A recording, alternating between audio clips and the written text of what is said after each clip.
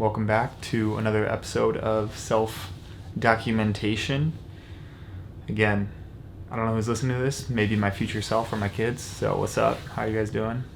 Listen to your father, alright? Today, I'm in better spirits today. I was down and I was tired yesterday. I'm feeling much better today. But there's two things I wanted to talk about that are relevant to my life right now. I'm going to say them both right now so I don't forget them. One, following your energy, and two,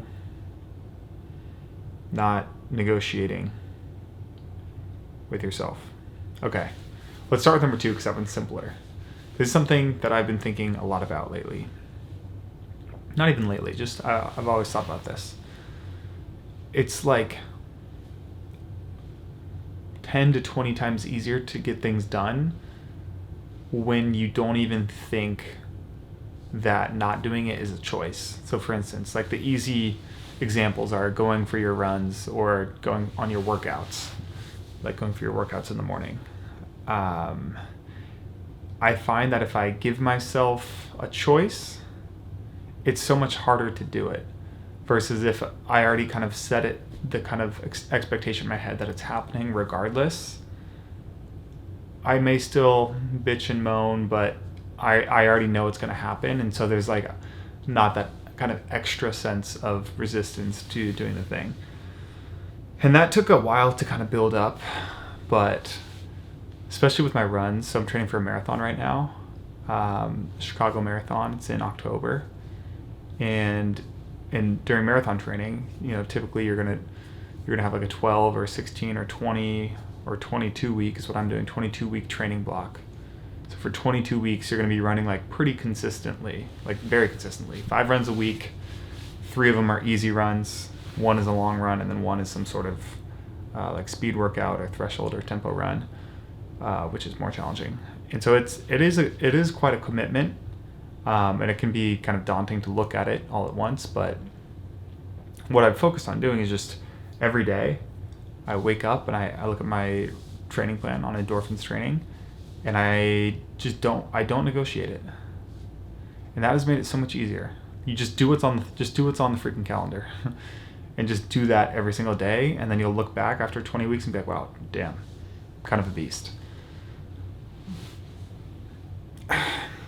See, I don't think that was that insightful, but it is something I think about. Because as soon as you start negotiating or allowing yourself to even have the conversation, you're toast. You're so toast.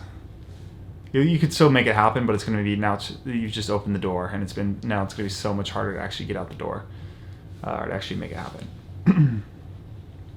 So that's one thought I had from today. The second that I wanted to talk about was what was it? Oh yeah, following your energy. So I want to give a little example. I'm sure you've heard this before. This is not my idea. It's not a new idea. It's this idea of pay attention to the things that fill you up and that leave you energized, people, activities, things, places, and then the ones that drain you. And if you can, align yourself, your work, your relationships, your life, the way you make your money around the things that energize you and that leave you, recharge. They charge you up, not drain you. And like with all cliches and all things, you can hear them a million times, but oftentimes they won't really set in until you see it for yourself. I always think back to the pan analogy. You can tell someone a million times that, that pan's hot, don't touch it. But until they touch it for themselves and they feel the pain and they smell the little smell that comes from when you burn your hand and they kind of just experience the whole thing, that will sit so much deeper inside of them and they'll actually learn. And so with a lot of this stuff, I feel like you have to experience it for yourself. And I've experienced, so back to the energy thing. I have had moments where I've felt very aligned and very energized by the stuff I'm doing. Let's talk through a work lens. When I first started shooting videos back in college in photos, it was like the coolest thing to me. All I wanted to do was create photos and make videos. And yeah, it was just very exciting. Every aspect of it, from the planning to the shooting to the editing, was like all encompassing, and I was fully kind of like lined up with it, and that was awesome. And because of that, I dumped all of my time into it. And because I dumped all my time into it, I got really good at it, or like fairly good at it pretty quickly. And so this is kind of, I think, the underlying mechanism of why people say this, of like why you should align yourself with your energy and with things that fill you up. It's because, and I think we can all agree on this, to be spectacular at anything, you have to invest a lot of time into it. And to be good at something, like, there is competition in these markets, right? If you want to be, the best personal trainer, there's also a bunch of other personal trainers. And so you kind of need to beat some other people out. Not everyone can be a personal trainer, or, insert whatever career you want here. And so the idea behind all this energy alignment stuff is, if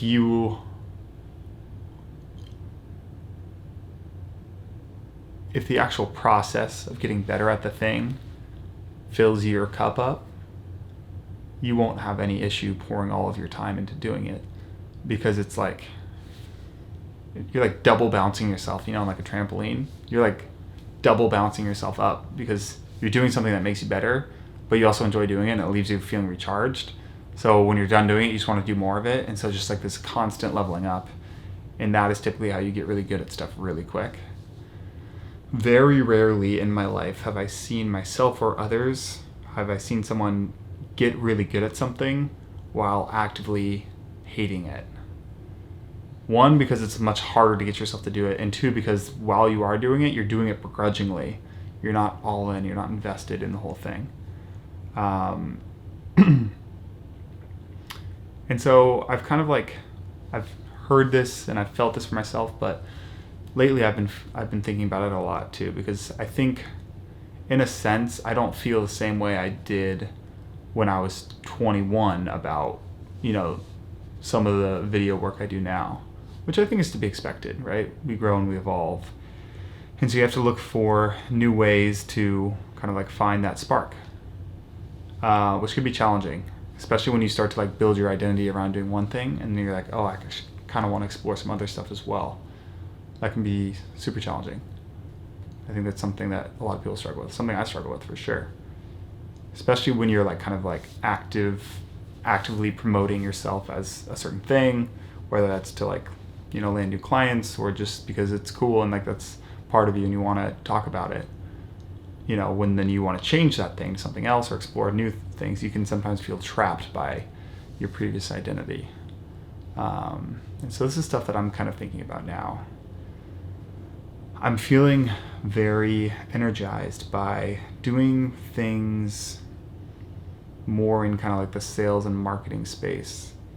Meaning, like, I've always been kind of a salesman, right? I've always been kind of a, picture this, sell me the dream, that sort of guy, pitching my friends' ideas, starting little side hustles whenever I could. I've always been kind of like more of that business-minded guy, and then I kind of stumbled into the creative world, and now I've got a kind of an interesting mix of, I do some creative work, I do some businessy stuff. I kind of get to mix the two together, which is really fun, and I do like both. But lately I've been feeling more called to the businessy side, and starting to kind of like reevaluate where I'm at with kind of like with my my career and the way I have it set up, because I think I'm leaned pretty heavy into the creative side, which is cool, and I've come a long way. But when I go back to like the energy equation of like, am I still so obsessed with it that I want to pour all my time into it? I think the answer is changing, and I actually want to pour, the thing that's calling me is more this business side. So let me give you an example. So I have this little like side project I'm working on now, where I'm making marathon posters for basically, for people who finish marathons, it's not uncommon for that person's wife, husband, girlfriend, boyfriend, mom, sister, cousin to buy them a little memento, especially if it's their first time running or if they got a big PR. And so there's a lot of different things online, on Etsy, kind of like other brands, where you can go punch in your numbers and they'll put it on a poster, print it for you, frame it, send it to you, and it's a great gift. So my mom has got me a couple of those, and super thoughtful, super sweet. And I have them hanging on my wall, and they're meaningful. It's cool. You get to celebrate a moment. It's, a great gift from somebody. But I always thought they could be better designed. Like the stuff on the market is like it feels very arts and crafty, where it's like some mom in Iowa made it. No offense to Iowa, obviously, but it just feels very like kind of like homemade-y, which is cool in a sense. But I had an idea for a different style, which was a little bit more design forward, something that my girlfriend would actually allow us to put on the walls because it actually looks nice and it's functional and it shows off a race. And so I had this little thesis, and so this is kind of getting back to the point, which is I get very fired up about an idea like that, and I start thinking, okay, how can we make this happen? Because a lot of people have ideas. Everyone has ideas. The ideas are important because it has to be like a good idea for it to work. But if you don't do anything with the idea, nothing happens, obviously. And so for something like this, my business brain gets turning, and I start to think about a couple of things. One, what are like the unit economics of something like that? Like, what are the margins? What could you get it made for? What could you sell it for? What is it worth in the market, and what does it cost to make? And then the marketing side of how could I get this in front of a bunch of people to see if it'll sell? That shit's fun to me. That stuff is so fun. Like those two questions, answering those like fires me up and gets me excited. And I know that's not the case for everyone, but for me, like I like nerd out on it, and I'm like, let's see if we can make it happen. And so then I go and try to do it. And so I started this like a month ago, and we launched around this one race, and we got 10 orders, which was sick. And it's funny because like the money is nominal. It's not anything to write home about, but there's something magical about having an idea in your head, bring it into the world, seeing other people purchase it, getting feedback from them saying they like it. Yeah, we love it. It was a gift and it worked out so well. That is so fun to me. And then also like the fun of like the kind of left brain analysis of, would this be a good business? Could this actually make money? Like, could this make enough money for this to warrant spending some time on it? Or could it not? Or would the juice not be worth the squeeze? Like, is it too small of a market, or is it too hard to get in front of all these people, or would it take too long? So this sort of stuff really fires me up. So this, I'm getting very sidetracked, but it's a long-winded way to say, for me, I can feel that kind of like energy meter like pointing somewhere else now. And you then kind of have this like decision of, do I follow the meter? Meter's not the right word.